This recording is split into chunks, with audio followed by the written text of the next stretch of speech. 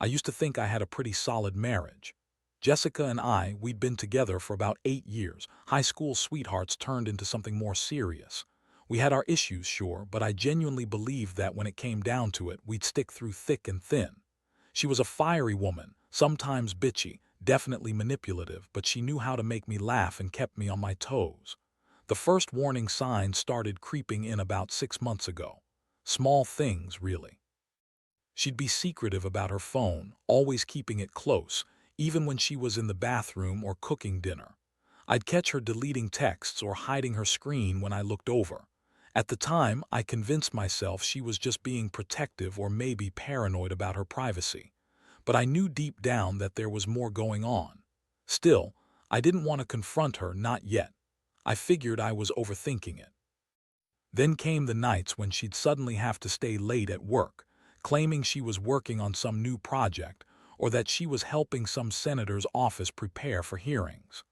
Jessica works for some political firm, which I always thought was a bit shady, but hey, I trusted her. Or at least I wanted to.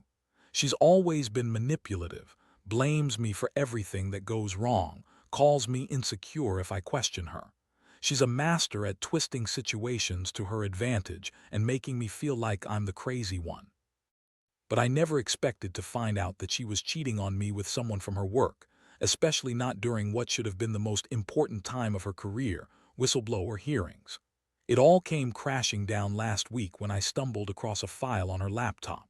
I was trying to print some documents for my job, and I saw a folder titled Confidential Testimony, stuff I knew she shouldn't have had access to. Curiosity got the better of me, and I opened it.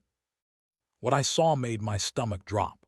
Transcripts, emails, messages, everything pointed to her having an affair with Jonathan, the investigator assigned to the ethics committee for the hearings. The same guy I saw her texting late at night when she thought I was asleep. Their exchanges were explicit, filled with promises of secret meetings and even mentions of protecting each other from the fallout of the hearings. I couldn't believe it at first. How could she do this? How could she betray everything we built, everything I trusted? I felt like I'd been punched in the gut. Not just because she was cheating, but because she was doing it with someone involved directly in the work that I'd risked so much to expose: corruption, lies, and political dirty tricks. It felt like the universe was mocking me. I kept asking myself, how long has this been going on? Did she ever truly love me? Or was I just some pawn in her game? That night I stayed up staring at the screen, trying to process what I'd just found. The anger was boiling, but beneath it was a deep, sharp pain I couldn't shake. Jessica was always bitchy, always lying, but I never thought she'd stoop this low. I kept thinking about all the times she yelled at me for not trusting her, as if I was the one doing something wrong. Turns out, I was right all along. She'd been hiding this from me, literally sneaking around behind my back while I was out trying to be the man I thought I was. I knew I couldn't just let this go. I had to confront her, had to hear her side of the story, even if I already guessed what it would be. I wanted to see how she'd lie her way out of it because I knew her. Jessica's a master at spinning stories, making herself out to be the victim, the misunderstood wife. But I was done playing her game. I was pissed, hurt, and feeling more betrayed than I ever had before. I had to plan what I was going to say, what I was going to do next. This wasn't just an affair. It was a direct attack on everything I believed in, everything I fought for. The political battle I'd been fighting, exposing corruption, was nothing compared to this personal chaos she'd unleashed. I woke up the next morning knowing I had to confront her. I didn't know exactly how, but I knew I couldn't keep pretending everything was fine. I had to face her, get some answers, and figure out if I could even stay in this mess anymore. The question was, how do you confront someone who's so good at lying, especially when they've already betrayed you in the worst way possible? The next few hours would define whether I was going to stay or leave. I woke up that morning feeling like I'd been hit by a bus. My stomach was clenched tight, and my head was spinning with everything I'd uncovered. Jessica was still asleep, her face peaceful, like she had no idea what was coming. I stared at her for a long minute, trying to decide how I was going to do this, how I was going to get her to admit what I already knew. I knew she'd lie, she always did. That bitchy, manipulative side of her was already preparing her defenses. I decided to start simple. I waited until she was brushing her teeth, then I just blurted out, "Who is Jonathan? Tell me the truth." Her toothbrush froze in her mouth. Her eyes flicked to mine, suddenly wide, but there was that familiar smirk, the one she always used when she was about to spin a lie. "What are you talking about?" "I have no idea what you mean," she said, voice all sweet and innocent. That was her go-to move: deny, deny, deny. I did. Buy it. I pulled out the transcripts I'd found on her laptop, laid them on the counter. Her face changed in an instant. The smirk disappeared. Her eyes narrowed and that icy bitchiness came flooding back. "That's bullshit. You're just trying to mess with me," she snapped. I could see her trying to hold it together, but her hands trembled slightly. I knew she was scared, which made me feel a little better. She's always been good at lying, but not good enough. "Jessica," I said, voice steady but furious, "I saw the emails, I saw the messages. You're having an affair with Jonathan during the hearings. While you were supposed to be working to expose corruption, you were sneaking around with him. How long has this been going on?" Her eyes darted away and she took a long breath, trying to gather herself. That's when she started the lies. "Oh, come on, Jake, you're overreacting. This is just some stupid misunderstanding," she spat. "He's just a coworker. We're not even that close. You're paranoid. You always blow things out of proportion." But I knew better. I knew her pattern. She lied, she manipulated, she twisted things around to make me look crazy. But I wasn't falling for it this time. I was tired of her BS. She tried to play the victim, saying I was insecure, that I didn't trust her, that she was working late because she was stressed, not because she was sneaking around. But I wasn't buying any of it. The evidence was right in front of me. I could see her desperation, her attempt to deny the obvious, but I also saw that flicker of guilt behind her eyes. She knew she'd been caught, and she didn't like it. The betrayal hit me in waves, not just because she was cheating, but because she was doing it with someone involved in the very thing I dedicated my life to: exposing corruption, fighting for justice. And she was using the hearings, the very hearings I'd been risking everything for, as her cover. It was like she was trying to use my own fight against me, to justify her actions or hide them. That realization made my stomach churn even more. I asked her then, "How long, Jess? How long have you been doing this? Since the hearing started, or before?" She hesitated, then finally said, "A few weeks, maybe a month. It just happened. I didn't plan for it. I don't owe you any explanation." Her voice was cold, but I could see her trembling again. That was her way of trying to act tough, but I could see she was breaking inside. I felt my fists clench. The rage was slowly boiling over, but I kept my voice controlled. "You lied to me about everything. About your late nights, about your work.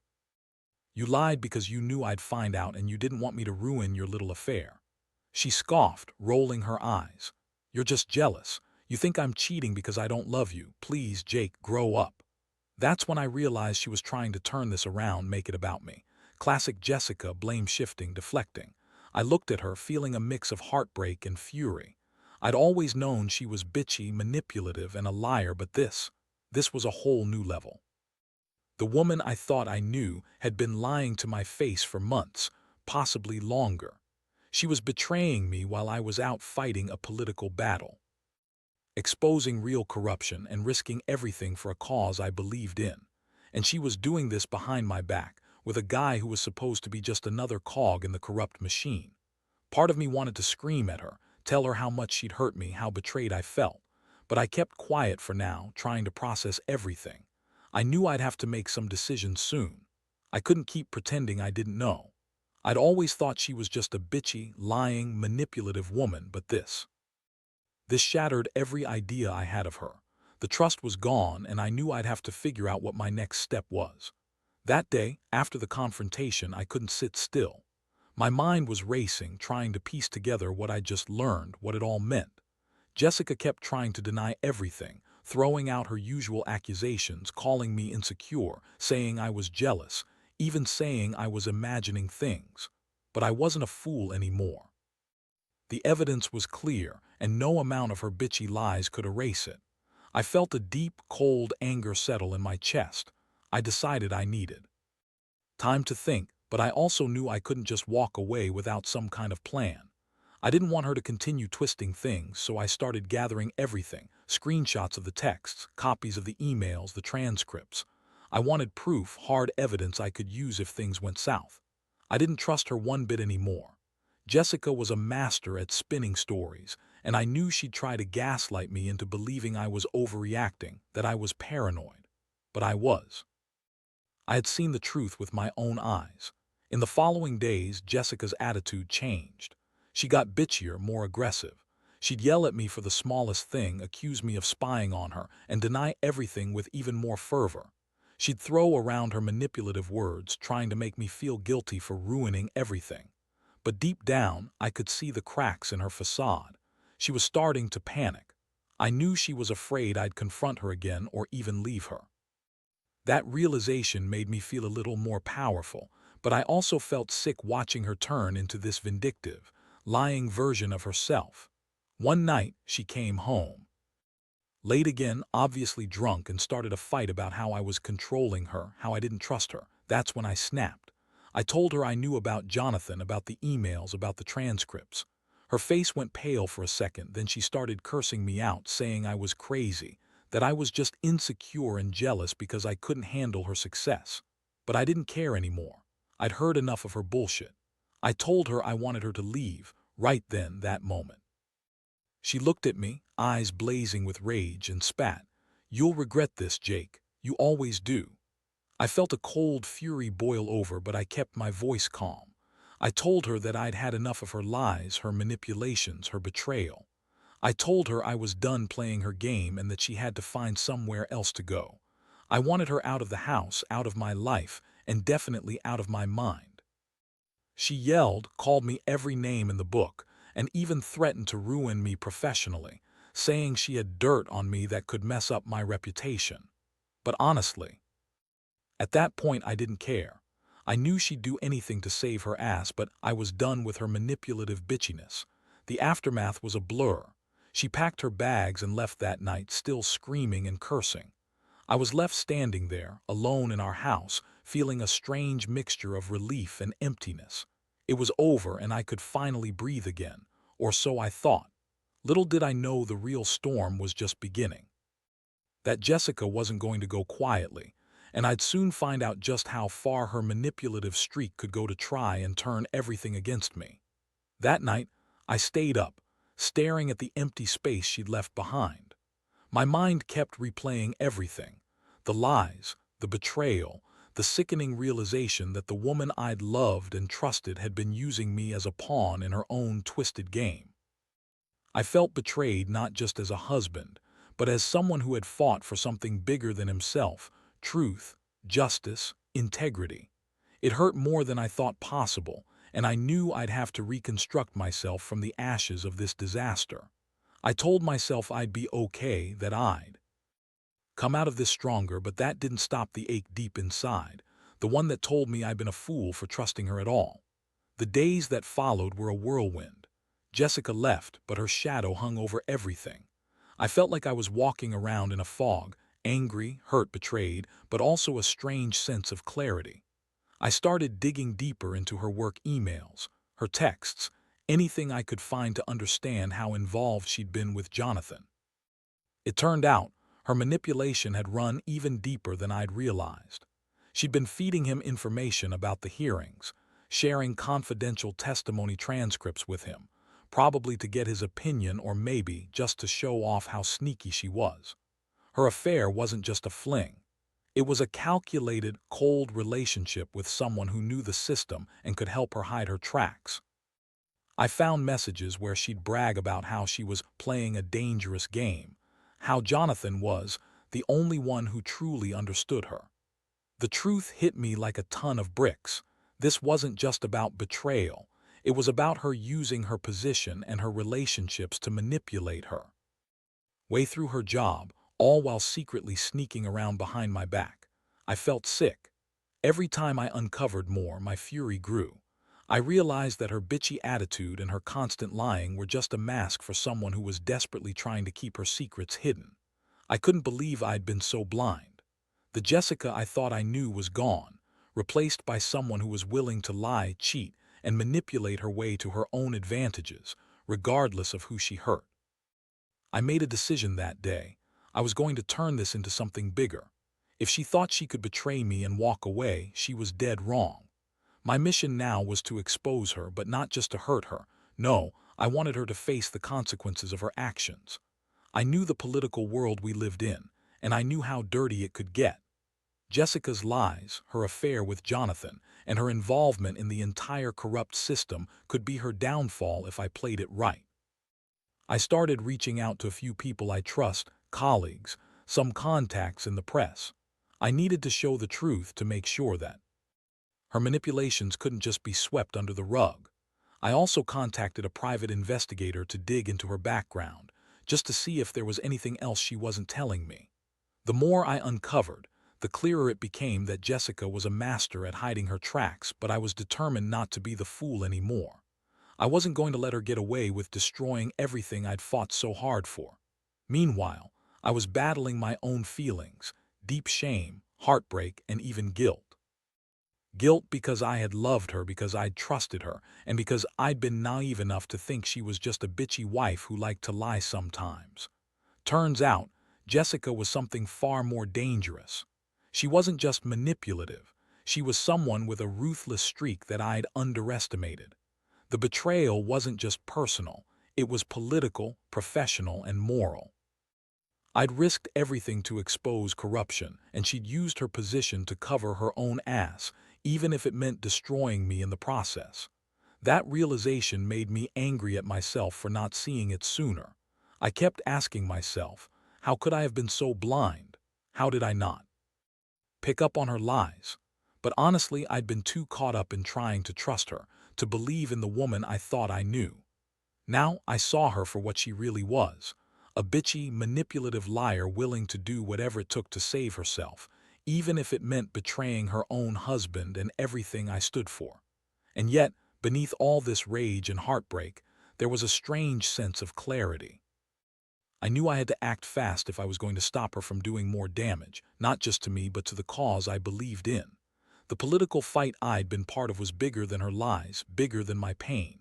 I wasn't just going to let her walk away and ruin everything I'd fought for. No, I was going to fight back, hard. I would expose her, no matter what it took. Over the next few weeks, I threw myself into gathering evidence, contacting contacts, and preparing for the inevitable showdown. Jessica's lies had been so brazen, her manipulation so blatant. I knew I had enough to blow her whole world apart if I played my cards right. Still, I wrestled with that gnawing guilt. Was I doing the right thing? Was I stooping to her level? But then I remembered everything she'd done, how she'd betrayed me and used her position and her lies as weapons. I couldn't just let her get away with it, especially not after everything we'd been through. I reached out to a journalist I knew who specialized in political corruption.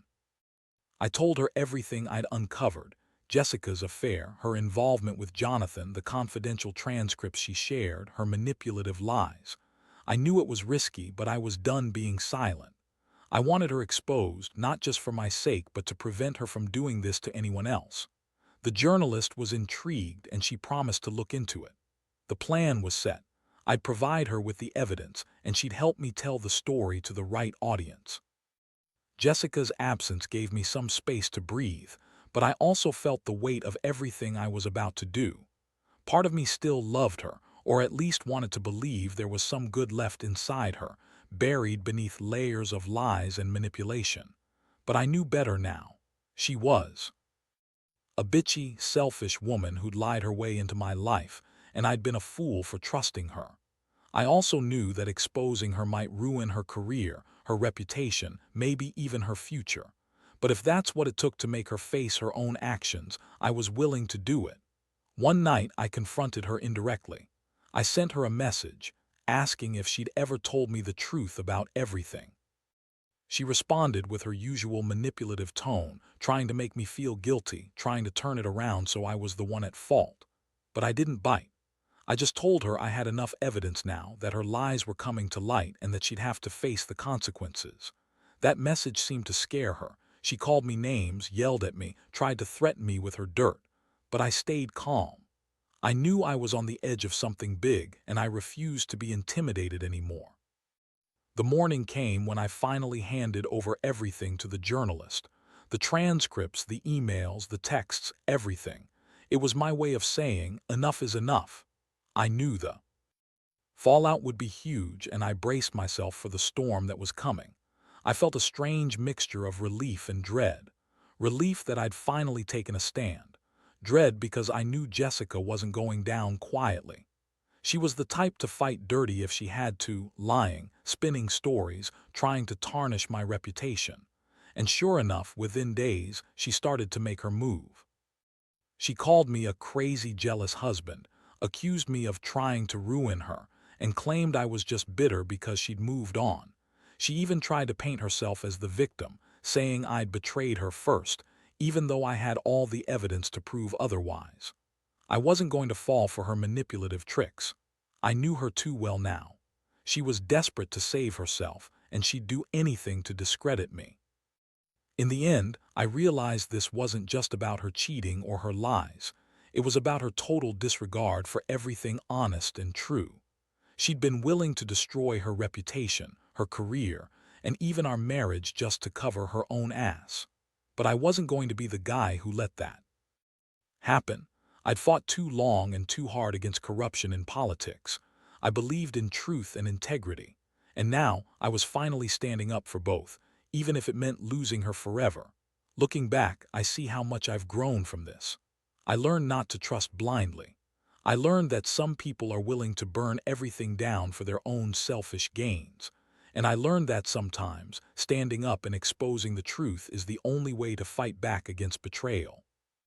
It's not easy and it's not pretty, especially when the person you love turns out to be someone you never really knew. But in the end, I know I did what I had to do. For myself, for the truth, and for everyone else who's ever been betrayed by someone they thought loved them. The fallout was as messy as I expected, but also strangely liberating. Jessica's attempt to spin her lies backfired hard. The evidence I handed over to the press and the investigators did its job. Her reputation crumbled faster than she could spin her stories. The affair with Jonathan was splashed across the news, details about her involvement in the corruption scandal that she tried so desperately to hide came out, and her manipulative side was exposed for everyone to see. I knew that whatever came next, I had already won a small victory, if not over her, at least over the chaos she tried to create. The truth was out, and her carefully constructed lies couldn't hold up anymore. The thing is, I never wanted to destroy her entirely, not really. But I knew I had to stand my ground. I had to face the fact that the woman I loved, the woman I married, had been a different person all along, selfish, manipulative, and willing to betray everything I believed in just to save her own skin. I felt a lot of different emotions: anger, sadness, relief, even some guilt for how things played out. But mostly, I felt a strange sense of justice.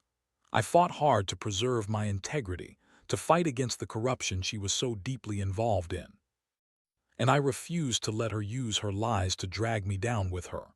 I learned that standing up for yourself, even when it costs you everything, is sometimes the only way to keep your dignity intact. Now, looking back, I realized that the betrayal wasn't just about the affair or the lies. It was about trust and who you believe someone to be. Jessica was someone I thought I knew, someone I loved. Turns out I didn't really know her at all. She was a manipulative, bitchy woman with no loyalty, no real regard for honesty or the love we shared. That's a hard lesson to swallow, but it's one I needed to learn. As I rebuild my life, I carry the scars of what happened. The betrayal has changed me, made me more cautious, more aware of the masks people wear. But it also made me stronger. I'm no longer that naive man who believed in fairy tales. I'm someone who knows now that sometimes the truth has to be fought for, even if it's ugly and painful. I've learned that integrity matters more than comfort, and that sometimes you have to fight dirty just to get back what's rightfully yours. Jessica's gone now, and I doubt she'll ever truly recover from what she's lost. But I'm okay with that. I've come to accept that some betrayals cut deep and some people never change. What matters is how you pick yourself up afterward. I'm not the same person I was before, but I'm better, more aware, more resilient, and finally free from the lies that once held me hostage. This experience has taught me a lot about trust, betrayal, and what it really means to stand up for yourself. I hope anyone reading this understands that sometimes exposing the truth is the only way to reclaim your life, even if it costs everything. Because in the end, the most important thing is staying true to who you are, even when the world tries to tell you that you're the villain.